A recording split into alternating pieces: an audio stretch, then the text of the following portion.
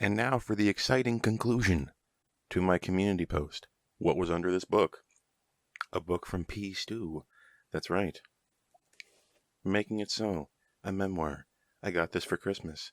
I haven't read it yet, but it's got some interesting photos. Let's check some out. What the heck? A real actual photograph of a Borg drone reading a human book. How bizarre. What did you all come here for? Probably the ship. Are you ready? 3, 2, 1. Ba-bam! All this time in that community post. You didn't know it, but you were looking at the Centaur. This is the USS Centaur, not the USS Buckner. For those who are, really lost in the sauce on Deep Space Nine kit bashes, this is a Deep Space Nine original. One of the better original ships from that show. Where did it appear? A Time to Stand, Sacrifice of Angels, all that stuff, Dominion War. Here it is. The namesake for the class. And I can call it class now. If you didn't know, if something hasn't been called a class formally, what you would normally do is refer to it as a type, based on the original name you first saw it represented by. So for my whole life, I had to call this the Centaur type, right? I don't think anybody ever said class. Maybe I'm wrong on that. Just going off my kind of minutia of knowledge around Trek and Deep Space Nine in particular. Star Trek Resurgence comes out. That game I played, Star Trek Resurgence. For those of you who have been watching the channel for a while, it's rare for me to give it an 8. Okay, I rated Star Trek Resurgence, the video game, an 8 out of 10. Unreal stuff. You got to play it. But that game featured as its hero ship a Centaur class, and they called it a class. So I'm comfortable considering Resurgence canon. I want to consider it canon. It's not really, but it's good enough in my book.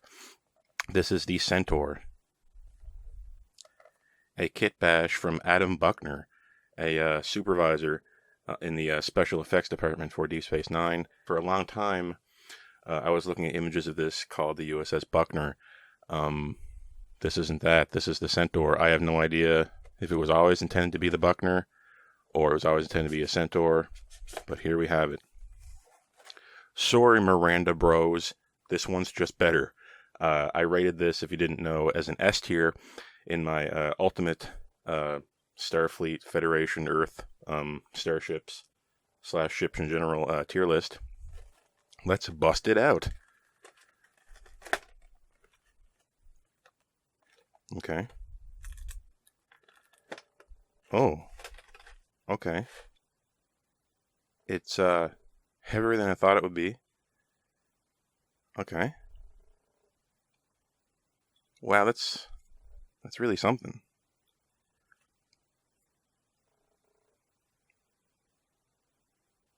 Now, Eaglemoss always has a problem with nacelles, getting them straight.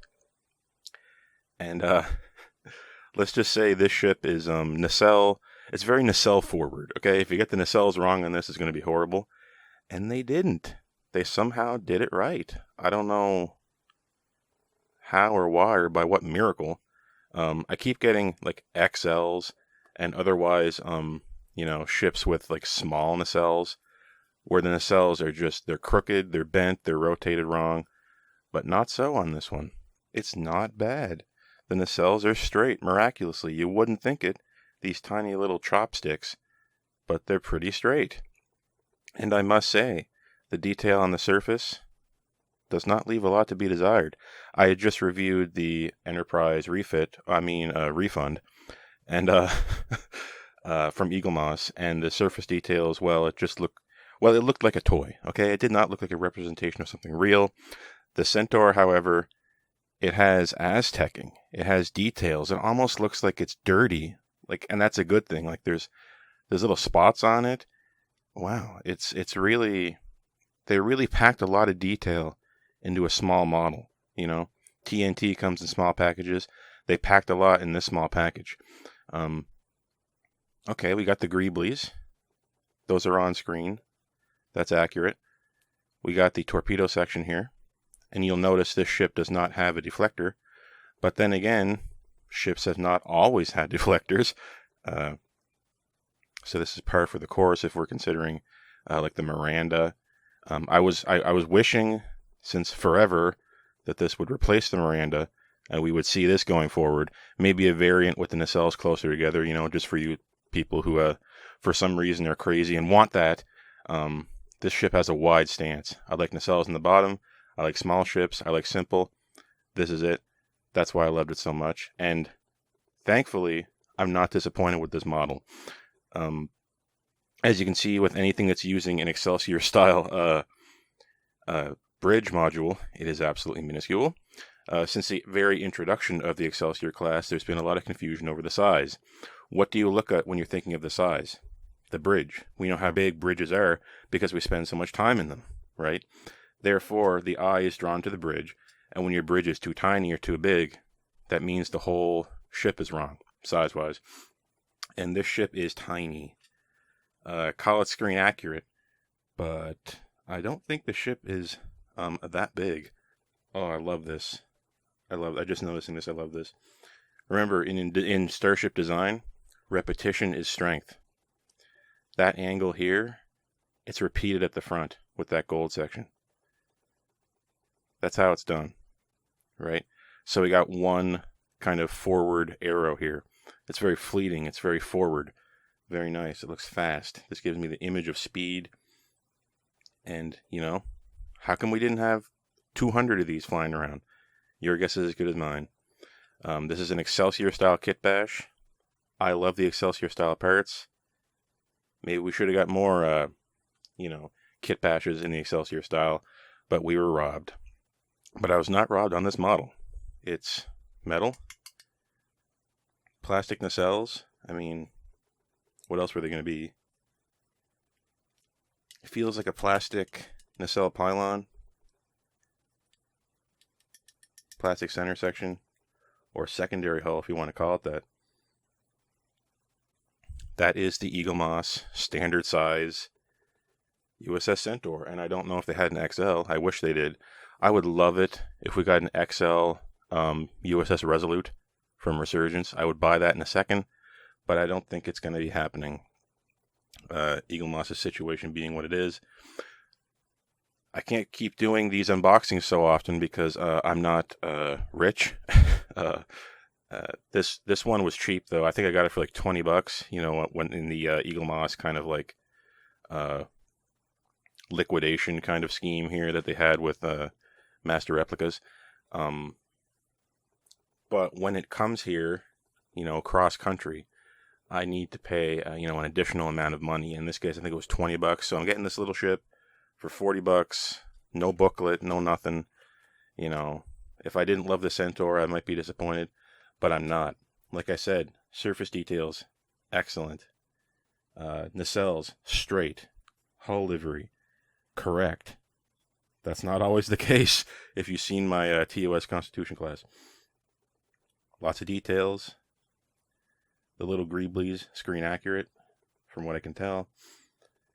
Impulse engine looks good. Nacelle pylons, they're not just plain. There's details on them. We have Aztecing, right? We have panels. What else could you ask for? One of the best models I've received so far. It's right up there with the NX-01XL. Let's check out the stand. It's just your standard stand. The standard stand. There's that. For any of those who are interested for some reason. This stand, it feels like the stand could be heavier than the ship, to be honest with you. Maybe that's what you want, right? You want things not to fall over, so you want them to be bottom heavy. Am I right? So, who can complain about that? There's that nice felt bottom.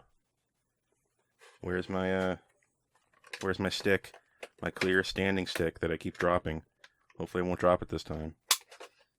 Let's see how it fits in.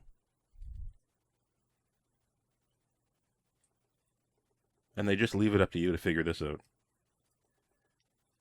Okay. Ooh. Okay. That feels snug to me. I like that. Let's see what P. Stu has to say.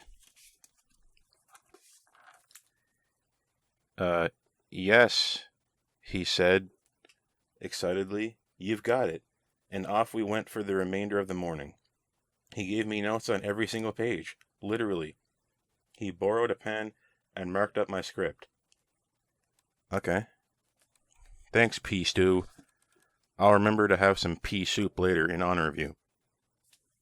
If that saucer room is a 2-decker, then that bridge is like half a deck. But if it's a 3-decker, that bridge could be a deck. I don't know. What do you think? Maybe I'm going to have to bone up on my Excelsior class part details. If you like the Centaur class, you can't go wrong with this. This is a thumbs up all the way. It's a far cry from the Constitution class refund. Watch out, Dominion. Here comes the Centaur.